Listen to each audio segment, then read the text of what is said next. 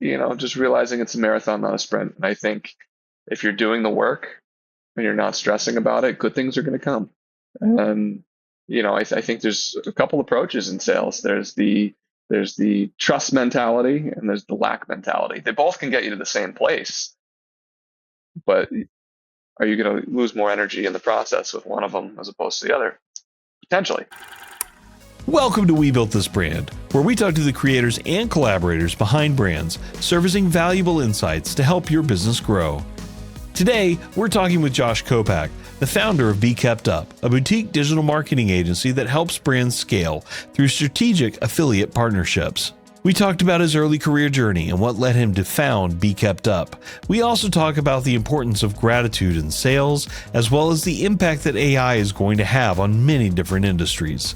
So join me as I sit down with Josh Kopac of Be Kept Up. And welcome back to We Built This Brand. I'm your host, Chris Hill, and today with me is Joshua Kopac, the founder of Be Kept Up. Joshua, thank you for joining me today. Thanks for having me on, Chris. Yeah, awesome. I'm excited to talk to you. You've got quite the interesting background in entrepreneurship, and that ultimately led you to where you're at today. And as we built this brand, we like to talk to people that aren't just marketers, aren't just in that world, but are also entrepreneurs and founders. And I love talking about your journey to becoming who you are today, as well as the business itself. So would just love to start by diving in and learning a little bit about your background. When did you first become an entrepreneur? So I'd say in about 2006, 2007. So I owned various websites throughout the time. Randomly, the internet was up and coming. I was super interested in what was going on, how to keep up with it. No pun intended there. And essentially, I was approaching the age of getting a job. And I was asking myself, all right, well, what do I want to do with myself? And the answer was I didn't want to bag groceries. So I was a member of a lot of Get Paid To websites. So Get Paid To websites, essentially, you can complete offers in exchange for points or cash it out. And that's how I funded my first business. So I looked at one. There was, Treasure Trooper and Cash Crate and SWAT Cash back in the day. And I was a member of all three, and I would generate money, probably against their terms of service. I was too young. But nonetheless, I got the checks in the mail, and I said, if they're doing it, why can't I? I knew nothing about coding, knew nothing about operating a website, knew nothing about how to do it. But I said, if they're doing it, I'm going to do it. That's a long story, somewhat shortened, but it just came down to I didn't want to bag groceries, and I wanted to have a means and learn. And it was the age of the internet, and things were expanding rapidly. Post AOL, once we actually had some DSL or some broadband internet, and things were just taking off really quickly, much like it seems is happening today. Yeah. That's fascinating. So 2006, 2007, and you said the age of getting a job. So I assume when you say that, you're not saying like after college, you're saying starting your first job, right? Yeah, I was in high school. I think I was 13 when I first started. So, it got to the point where I would take naps during high school and come home and work through the night. And I just was figuring it out, but it was a lot of fun. Very different path. It was hard to relate to a lot of people in different ways from what I was able to experience and what I was able to do. But nonetheless, that led into a wide variety of, different pursuits and different things. Yeah, I can imagine it would, because, getting that experience that young, being able to do those things. I mean, I remember trying to start, doing web design when I was in high school, and it was difficult without having any guidance and really not a lot of places. I mean, YouTube didn't exist when I was first trying to do this. So like figuring it out on your own was hard. And your high school teacher who could teach you how to do HTML couldn't teach you to do very much. So yeah, that stuff was difficult. So the fact that you were able to do it at a young age is impressive. Thanks. And it sort of came to fruition in a strange way. So 14 days into high school, I was expelled. Oh, dang. And I was expelled, not for fighting in the hallways or doing anything like that. I was expelled for hacking the school. Okay. It was a time where network security and operational security was in a very different place, and it was coming to fruition with the ever-changing technology. So I was expelled 14 days in for hacking the school, and they put me in the administrator's office, and I was truthful with them. Yes, I did this, and here's how I did it, and yada yada yada. So I was expelled, I think, for 3 months. But that was sort of the catalyst for me of, do I want to use this for good, or do I want to use this for bad? And that was the turning point for me, where I had to do a lot of introspection and self journeying and understand I could do that, but this isn't going to go very well for anybody. Yeah, I'm sure your parents weren't too pleased with that. No, I'll withhold some comments there, but I owe them a vacation or two. I would imagine so. I can relate to that a little bit. So I understand. But yeah, that is crazy. So you get out of high school then. When did your first business really take off? Like, when did you get recognized for all this hard work you were putting in? I think 2008. So 2008, that's when we were a little bit more public. I think we did just over $1 million revenue that year. We didn't know what the hell we were doing. We didn't know about bookkeeping and accounting and AR and AP and taxes and it was fun money for us. And it's one of the greatest lessons to have that happen at 14. Sure, I gave my dad a heart attack, figuratively, not really. But it was one of those things where you just had to learn. It was sort of like, all right, your back's against the wall. Here's everything that's going on. Figure it out. But to answer your question, 2008 was when we were more public. We were a group of 14, 15, and 16-year-olds having a booth at a trade show, and we had a cigar roller in New York City, for example. We handed out 4,000 cigars. We couldn't even legally smoke them. I was about to say, could you smoke those? Weird times in many ways, but in other ways it was freeing, and it's allowed me to not take things too seriously, from those lessons. Yeah. That is fascinating too. Cause I can't imagine having a cigar roller at my event under 18. I was such a goody two shoe for the most part. That sounds awesome though. But that's, yeah. So you get into that, you start growing, this business starts going. Like, how long was it until you were like, I'm done? I mean, I assume you graduated high school and got at least your high school diploma, correct? I did. I grit my teeth. I thank one of my teachers, my marketing teacher, for telling me to stick with it. Like, you're already here. Don't worry about it. Just put in the extra few months, and you do whatever you need. So that was really grateful for Mark for helping me with that. But college was an interesting discussion too. I was the first of four to not go in my family. My parents were not pleased. That was the model. That still is the model, very much so in the United States, at least, of you need to get higher education. And my perspective was, no, I want experience. I don't want to go $250,000 in debt. I want experience. I already have relationships. Let me leverage those and continue learning and doing. Yeah, I think that's wise. I mean, one of our biggest clients for my business is actually a company started by two founders that neither of which have college degrees. And they're excellent in their field. They're well known, and they'll proudly tell you neither of them have college degrees, and they love to give me crap about having an MBA. So yeah, I totally feel that. We all have our different paths though. We go back to school for different reasons. I went back because I went back for my master's, in part because I realized my first startup didn't go well. And it was like, I need to learn more. And so I went back, but other people learn different ways. And you clearly were at a point where you didn't need it from the beginning. And that's awesome. So where have you grown since then? Since high school, since doing all this, it looks like you've done quite a bit. So tell me kind of like, don't have to go through every up and down, but where have you ended up today? Yeah, so kind of going through the navigation, I'll start here. It was really difficult having that experience in high school of going from having what felt like everything and shaping your identity. So you're already shaping your identity as a teenager, and going through just growing up And I thought that was my identity, was the business. And to have the rug sort of pulled out from you and have to reclaim your identity while you're already trying to create an identity, that was a really difficult portion of life per se of trying to get back up. So, I stayed in the industry. I've done everything from monetizing, digital traffic to running fintech blogs to affiliate networks. Most recently, I was at Prodege, where I helped them drive about $75 million in sales for my personal book. Saw a acquisition to Great Hill Partners for over $1 billion. And that led into a very, once again, unique circumstance. I was in an auto accident and sort of had to recover. So I had a traumatic brain injury.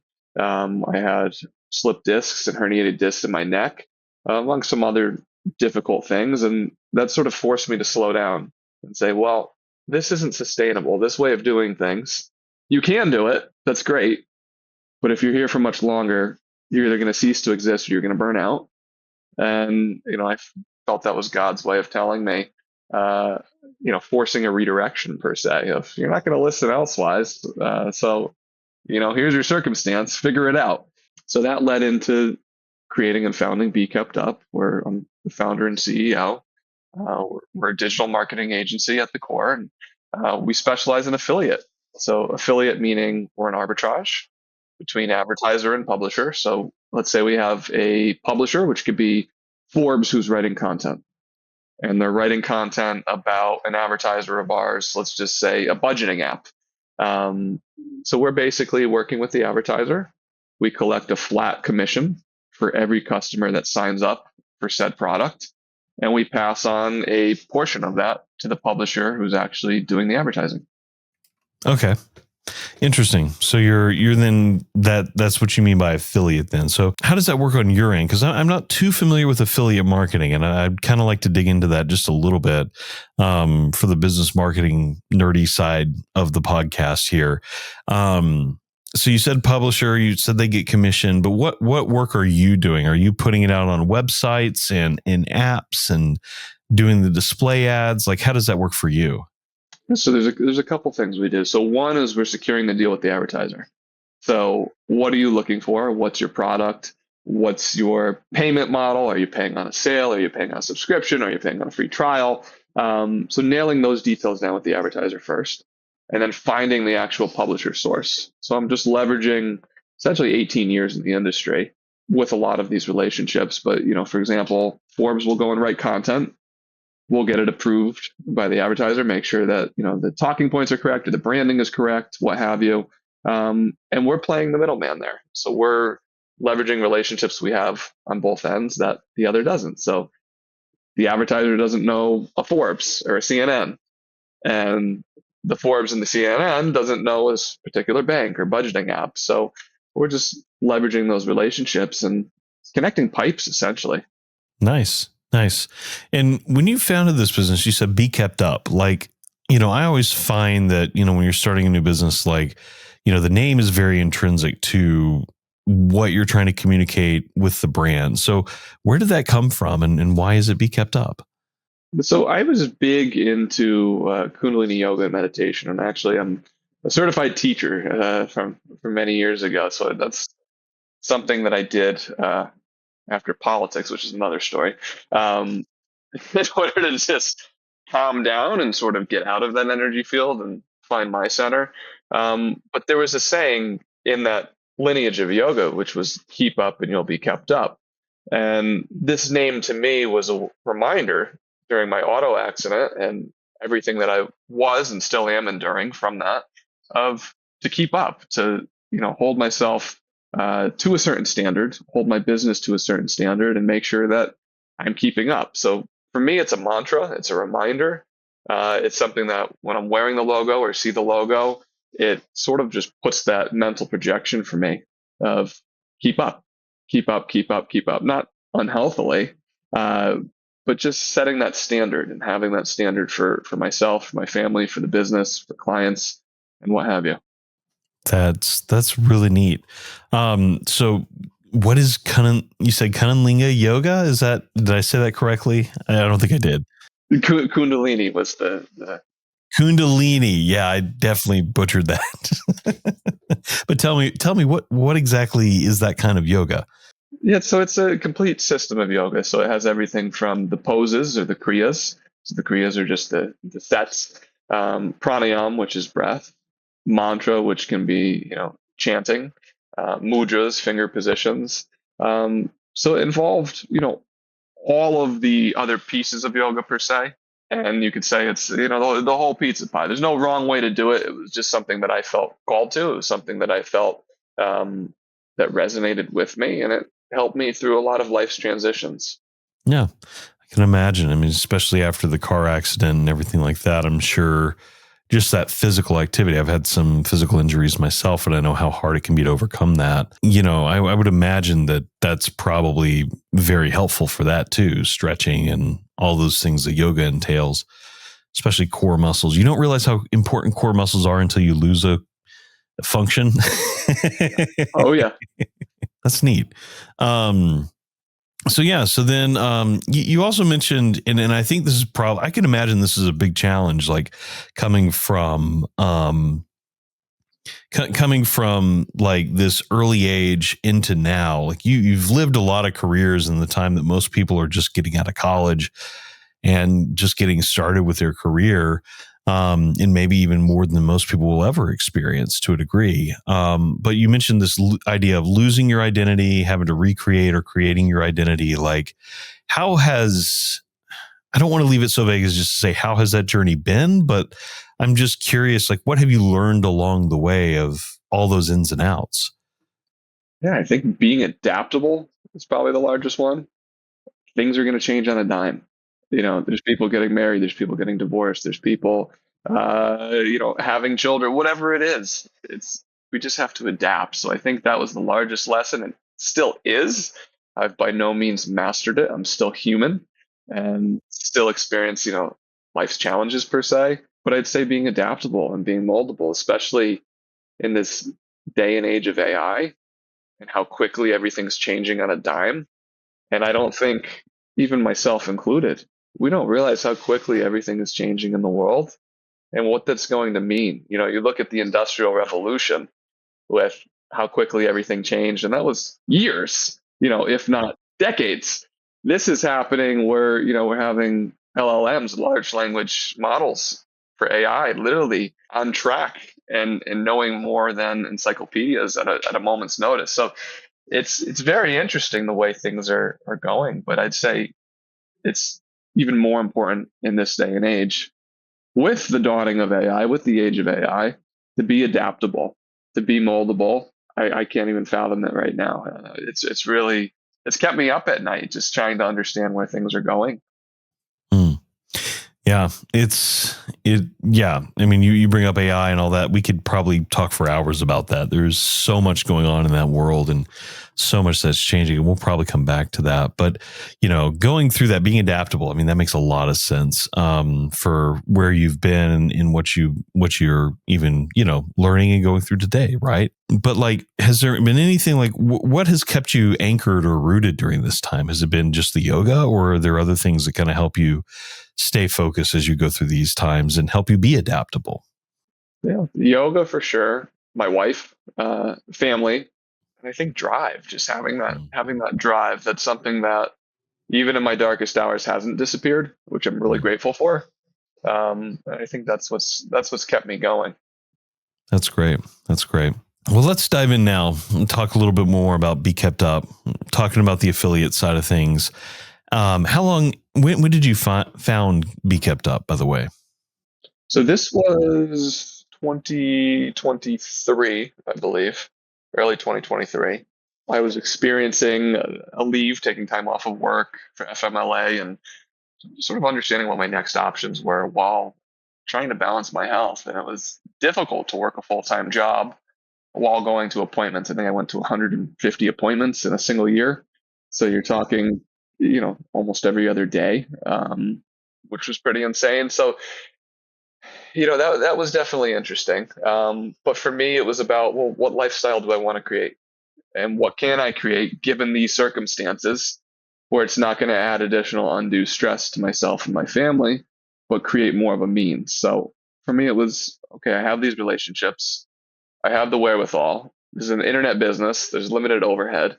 And let me just try this. And if it doesn't work out, I'll return back to the corporate world. But it was a time to take self-ownership and really rise up, given that I had the confidence from Protege and them harboring confidence in myself and giving me the grounds and the support to really thrive and take off and be exposed to so much there. They sort of dropped me in a bucket in many regards, and I had to figure a lot of things out.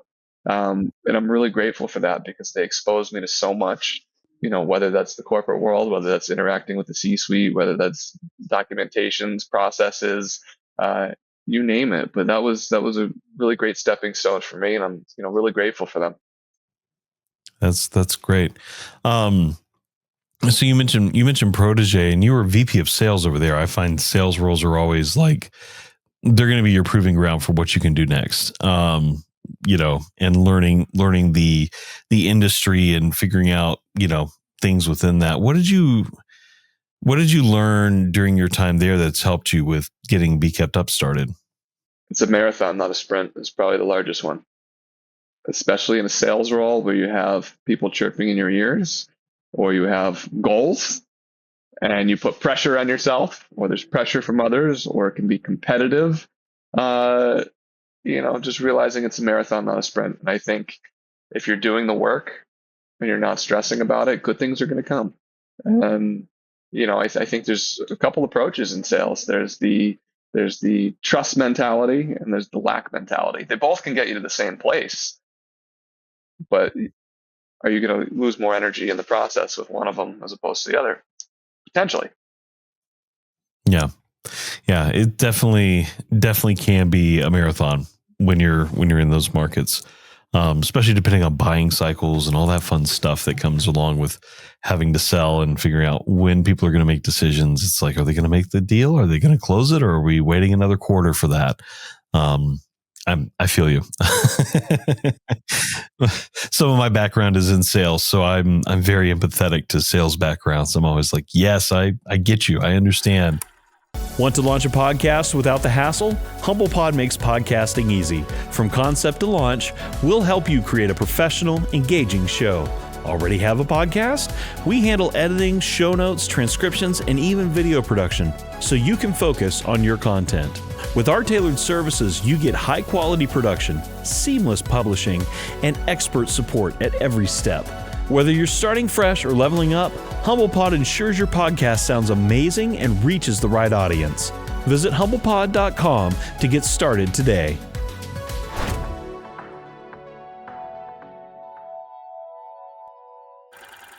And so then getting into Be Kept Up, you're starting this on your own. You're testing out the waters. Obviously, it's a marathon and not a sprint at this point. At what point did you have that, what I call the moment of validation in your business, where you're like, okay, it's not just an idea. It's not just a concept. Oh, we have buying customers. We know this is going to be a real thing. What was that moment of validation for you that you were on the right path? That's a great question.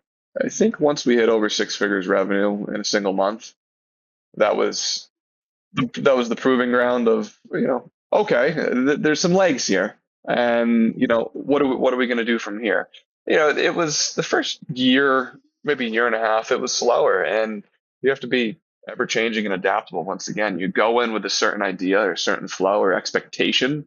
Expectations can be a little bit dangerous at times, because they can get in our way of adapting, because we're so focused on how we see it rather than what's actually going on. But I'd say the first year and a half was slow. And once we hit 6 figures revenue, that was sort of the turning point for me of, okay, there's legs here. What can we do? How can we grow this thing? And also an appreciation. I think so many times, especially in sales, we're focused on the future, either the past or the future, but not the present in sales. And I think that can be the trap of, let me stay grateful for what's here, for what's provided for.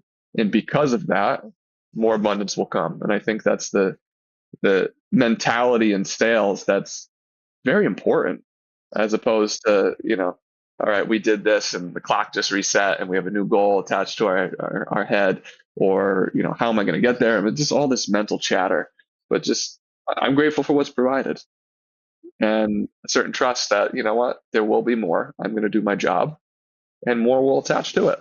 Yeah, I think, I mean, you bring up a good point about being grateful for the present in sales, because I think a lot of people, and myself included in this, I'm very guilty of being anxious about closing the deals to close out the month to make sure things happen. But as I have learned on the backside of it, being a business owner, running my own company and having other people sell to me now, you can smell the desperation. It's an energy. It is. Absolutely it is. And you can tell it's there. You can tell when someone is just dying to close a deal and when they're nervous. And if they beg you hard enough, you might help them out. But like, even then, like, you don't want that kind of a deal, because you're setting the relationship on, I'm helping you out. I'm doing you a solid, bro, versus, hey, I really need this and you're solving my problem. And the way I've always heard it, I don't know if you're familiar with Adam Sandler, but Adam Sandler, no. Wrong Sandler. I'm familiar with him. Yeah. Adam Sandler has some great quotes, but not about sales. I'm just jet lagged here, so bear with me. Adam Grant? No. It is Sandler. Sandler's the last name. Sandler's sales program and all that stuff. I'll come up with his first name and we'll put it in the show notes, or I'll probably remember by the time we're done with this. But he basically talks about, approaching a sales deal as if you have $1 million in your pocket. You want to operate in a way where if you lose this deal, it's not the end of your family and your life. And yeah, I think being able to have that healthy mentality, some of that comes from, building a good business, knowing where your revenues are at, understanding where your financial future is. I'm sure that has a lot to do with it. But yeah, it's a different approach once you realize, okay, I know next month is covered, but we want to do more. So how can we do more? And that's a much different conversation than, okay, I need this. You have to close this deal or my business is bankrupt type of deal. So yeah, it's a much different mental approach. And I mean, in this day and age, you look at publicly traded companies and the growth potential that they're on and the pressures internally. And, look, money's great. At the end of the day, it's not everything. I think, you're on the same page there, is that there's more to life. And what are we trying to do? Is it legacy? Is it family? Is it, doing good, leaving the world in a better place than we found it? What is it? For me, I love money, but it's not everything. It's energy. It's the fruits of our labor. It's the fruits of our output. So I think it's really interesting just seeing the pressures that are put on a lot of individuals and workers compared to 50 or 100 years ago. And, growth. It's like, when is enough? Yeah. Everyone's running ragged at a certain point. So, I think that's interesting. And that's not to say that I don't, value myself for this business or have a high, growth potential. It's just a different mentality behind it and understanding the cycles. Yeah. There's a thought leader that I love to follow, a guy named Ed Zitron. I don't know if you're familiar with him or not, but Ed talks a lot about this growth first mentality that startups and technology companies have right now. And it's an obsession to which, like, we end up abusing the end user as a result of our desire for growth. I mean, I don't know if you have Facebook on your phone or you've avoided putting apps on your phone for mental health reasons or whatever. I know some people have, some people haven't. I am dumb and have kept it on there partially because I'm a small business owner and I have to keep my marketing going. But like, every time I look at my phone, Facebook has like 10 plus notifications, and every time I go in, nothing's relevant to me. But you know what they've done? They've increased their engagement because somebody has opened the app and they've scrolled through the phone. And if they're lucky, something on that homepage caught my eye and I scrolled for a little bit before I went back to work or back to doing something else way more important than looking at Facebook. But they're just doing that to basically torture the end user and drive those engagement numbers, drive those growth numbers. And yeah, it's becoming a very abusive system to the end user. And I just wonder how long those types of companies are going to stick around. And when you talk about a sustainable business, you want something that has those deeper relationships that aren't all just, oh, we're going to get bigger this year than last year. So, I mean, growth is important. Your team needs to feel growth. They need to feel like you're progressing, but progress can be different than growth. I completely agree. And there's fatigue all around. Our phone is constantly buzzing for our attention. Raising a family with only a landline, when I grew up, for example, as opposed to anyone pinging you for anything at a moment's notice and expecting a reply, whether that's email or text or call or whatever it is, it's a whole different ball game, and everyone's fighting for our attention. And we only have so much energy. Everyone has the same amount of hours in a day, and how are we going to use it? That's entirely up to us. But I think that's what's interesting. Everyone's vying for our time. It's the same reason psychologists are working for these big social media companies or apps or whomever it is, because they want to keep you on their product and they want to keep you engaged in something relevant. At the end of the day, you're a data stream. You're a source of revenue. You're a number in their advertising metrics, and you're providing revenue for them. Absolutely. Um, and it's crazy, and to see where we're going. I mean, you mentioned, kind of alluded to this already, but like that intensity of what we need to do to keep up and to keep growing is just going to continue to increase. I think both for the business and for the individual, as people go, oh, well, AI should be able to handle that. You should be able to move faster now, right? Yeah. I mean, it's insane. You look at a few industries. I look at even what's going to happen to public schools and teachers. Is that going to change? Programmers. Everyone was talking about going into coding camp and becoming a coder just a few years ago. Now you have tools like Cursor, or what's the other one, Lovable, or any of these, and you can make apps or databases, platforms, dashboards, websites just from prompts. Someone who has no coding knowledge whatsoever can develop a website in under 10 minutes. It's insane. It's just surreal. I mean, in the way those have even developed in the past year or two, like what used to just develop a little bit of HTML code now, like you said, does a whole website. And yeah, it's going to be a different world. But I don't think it's the end of the world. I think the people who panic and say it's going to be the end of the world are the worst, because, there's so much opportunity to take advantage of it if you know what to do with it. And know how to leverage it. So I think there is some of that as well. But yeah, it's a delicate balance, I think, with AI and that technology. Agreed. And look, there's people who are going to be doom and gloom, and there are many circumstances that warrant that caution or precaution or fear in some regards. But then there's the other side. Look, we're in a duality planet. There's good, there's bad, and a lot of the times we can find one of those, both of those in something singular. So, we're going to adapt as we have for thousands of years on this planet. And that's the name of the game, is that we're going to be forced to adapt whether we like it or not. And I think, I do think there are some hard times coming for a lot of people, whether that's economically, whether that's jobs, whether that's global insecurity, whatever it is. But I do think that at the core of it, us having to live those lessons and live through those experiences is going to make us stronger, and we're going to pass that on for future generations.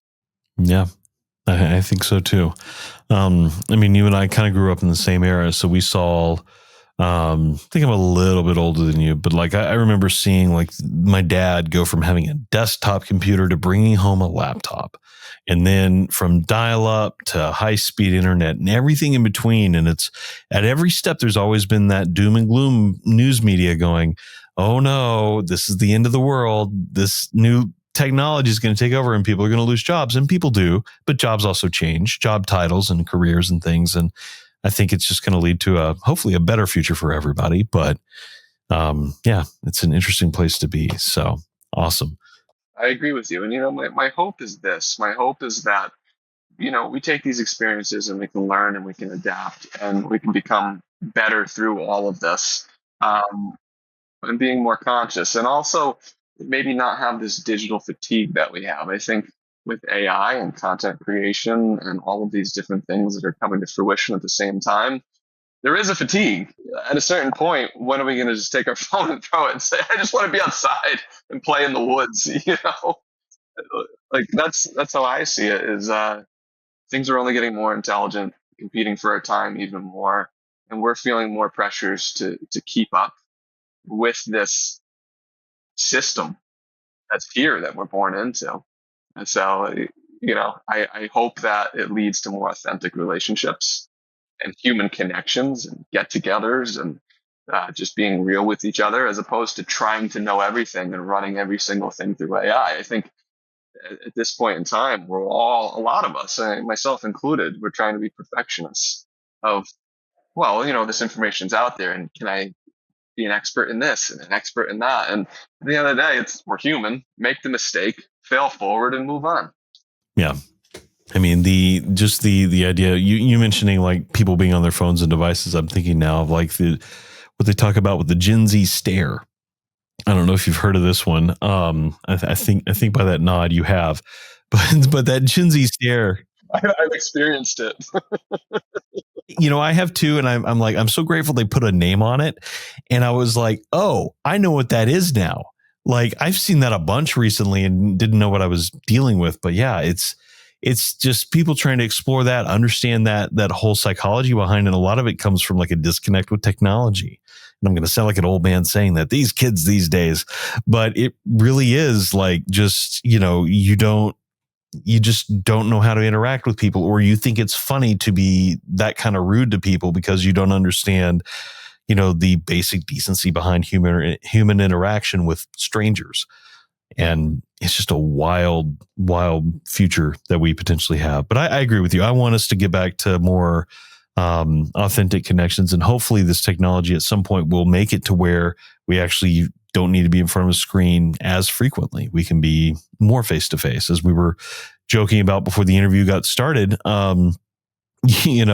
Maybe there's a time that comes where we have to have a podcast face-to-face because it's the only way to prove the authenticity of the interviews. But yeah, it's just the wild world we're living in. I agree wholeheartedly. And, I think, something relevant for our conversation here is, I think the landscape of business is changing, where it's not so much what can you do individually, but it's about creating systems. And I think that's where the age of AI per se is leading us to, how can we create systems and become operators rather than just doers and putting everything on our plate. And I think that's what's going to separate the next wave of businesses, is how can I operate and manage, as opposed to let me just put everything on my plate until I'm drowning. That's a good point. That's actually a really good point, because, I think just on the small business side of what we do, the more I can use AI and leverage AI to smooth our operations out, the more I'm trying to do, because that's a huge help. We don't use it so much externally with production, but with internal stuff, like if we can find a way to, make it to where when a client drops a folder in, it goes to this place and does all that, like all those simple operational things make a huge difference. And I can just see in the future how more and more of that will become relevant and important. That's a good point. I like that. It's almost like the CEO mindset I see of, how can I, even if you're managing AI systems, so be it, but taking you out and realizing that you need to have that bird's eye view. Yeah. Oh yeah. And I mean, I don't know if you've heard this, but I've heard a lot of rumors around like, CEOs are the ones that risk the most by AI, actually, because of how they can view systems and view processes and, make decisions. And it's like, why do you need a CEO? And why do you need to pay millions of dollars if you could have an AI make those same decisions? Yeah, we're seeing the same with coders. I mean, what coders at Google were making $300,000, $400,000, $500,000 easy a year.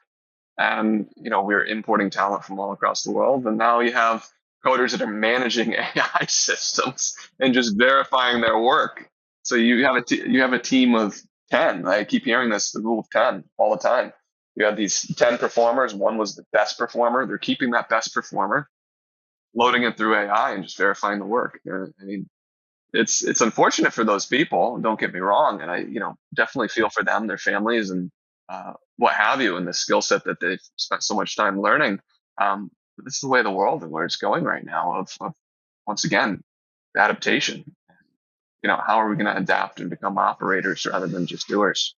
No, there's a lot of adaptation, or adaptation. That's not the right word. Adaptation is the word I was going for there. There's a lot of adaptation that has to happen, I think, in the next few months, if anything, and in the coming years for sure. So that's great. Well, Josh, this has been awesome. I've really enjoyed this conversation. Before we wrap up, I always like to ask this one question. You may already know it, but the one I like to ask at the end is, what brand do you admire the most? And just to add a little more color to that, when I say admire, I don't just mean like what's your favorite brand that you use, but what's maybe a brand that has even inspired how you build your business. So with that in mind, what brand do you admire the most? Against popular opinion these days, I think Tesla is a great example of American entrepreneurship. Love Musk or hate him, whatever someone's view is. I mean, they came out of nowhere and took down legacy car makers that have been there for over 100 years, practically overnight, under the radar. And now you have the richest man in the world who built this company somehow and came out of nowhere. So, there's a lot of things they don't do right, and I'll be the first person to tell you that. I will not hold that, but I think what they built in such a short time is inspiring, and it shows you what we can create in this country on a dime. There still is some elements of freedom in the country, but just seeing what they built, how they built it, and revolutionizing the game. I really look at that model and I say, wow, I don't know how you did it, going against the automakers, going against the regulators, going against the lobbyists. It's definitely an interesting journey to see. Yeah. Oh, it's fascinating. I can remember seeing an episode of Top Gear where Tesla came on and they drove the original Tesla, which was just a modified Lotus Elise around. Yeah, the little roadster. And I actually saw one of those. I used to live in Lexington, Kentucky, and they had this big event every year called the Concours d'Elegance. And every year was a different theme for cars. And one year they had Tesla as not the main manufacturer, but they had that Tesla Roadster there. And it was before Tesla was, a household name. So it was really cool to see them back then and be like, I wonder if that company will be anything. That'd be cool to see them do something successful, and then to see where they're at. I agree from a marketing, a branding perspective, like they've done an incredible job. I no doubt about that. The person most in charge for things right now, got some questions about, but Wholeheartedly agree. I mean, the fact that they built a car that can be faster than a Ferrari or a Lamborghini, the car's 10, 20x the price. I mean, that's nothing short of incredible. Oh yeah, no, not at all. Not at all. And I think that's fascinating. So great. That's awesome. Well, Josh, where can people find you? Where can people connect with you if they want to learn more about Be Kept Up or just connect with you in person? Yeah, definitely. LinkedIn is the way to go for me. Joshua Kopac, Kopac. Website is bekeptup.com. And if you're attending Affiliate Summit or any of the affiliate shows, Money 2020, Affiliate Summit West, MAU, you name it, I'd love to see you there. Feel free to reach out. Awesome. Again, Chris, thank you for having me on. Josh, thank you so much. I really appreciate it today. It's been a lot of fun. Sure thing. Thanks again. Thanks for checking out this episode of We Built This Brand. Don't forget to like and subscribe on your player of choice. You can also keep up with the podcast on webuiltthisbrand.com. If you like this episode, please give the podcast a 5-star review and make sure to tell all your friends about it so we can continue to build this brand.